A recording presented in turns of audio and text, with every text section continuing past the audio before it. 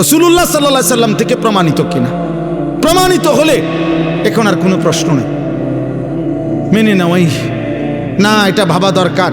আচ্ছা হুজুর, আপনারাও বলেছেন, আমরাও ভাববো। কিতা ভাববেন? কি ভাবতে চাইতেছেন?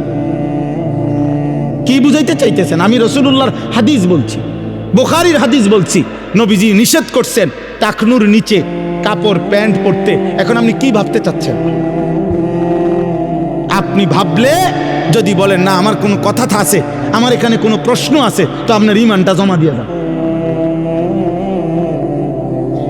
ওমা কানা লিমুমিনিন ওয়ালা মুমিনাতিন ইযা কাযাল্লাহু ওয়া রাসূলুহু আমরান আন ইয়াকুনা লাহুমুল খিয়ারাতু মিন আমরিহিম। কোরআন শরীফে আল্লাহ বলছে, কোন ঈমানদার পুরুষ এবং নারীর এক বিন্দু অধিকার নাই আল্লাহ রসুলের সিদ্ধান্তের উপরে নিজের কোনো মতামত পেশ করে।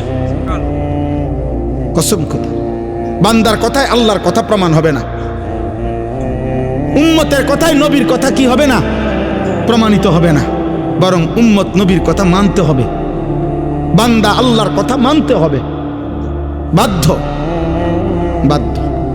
এজন্য হাদিস শুনাই, রাসূলুল্লাহ সাল্লাল্লাহু আলাইহি সাল্লামের স্ত্রী আম্মা জান আয়েশা রাদিয়াল্লাহু তাআলা আনহা, ওনাকে একজন মহিলা সাহাবী জিজ্ঞেস করছে যে আম্মা জান, আমাদের মহিলাদের যখন মাসিক ঋতুস্রাব হয়, প্রতি মাসে পিরিয়ড হয়, তখন আমরা যদি রমজান মাসের রোজা অবস্থায় হয় তাহলে রোজাও ছেড়ে দিতে হয়, নামাজও ছেড়ে দিতে হয়, কিন্তু রোজা পুনরায় কাজা করতে হয়, নামাজ কাজা করতে হয় না। একই কারণে নামাজ ছাড়লাম, একই কারণে রোজাও ছাড়লাম, অথচ রোজা কাজা করতে হবে, নামাজ কাজা করতে হবে না, এই রকম বিধান কেন? হযরত আয়েশা রাদিয়াল্লাহু তাআলা আনহা হাদিসের মধ্যে আছে, স্পষ্ট বলছেন, হাকাযা আমারানা রাসূলুল্লাহ সাল্লাল্লাহু আলাইহি ওয়াসাল্লাম। কোনো যুক্তি নাই, বলছে মহিলা শোনো, এভাবেই আল্লাহর রাসূল আমাদেরকে করতে বলেছে। এইটাই উত্তর।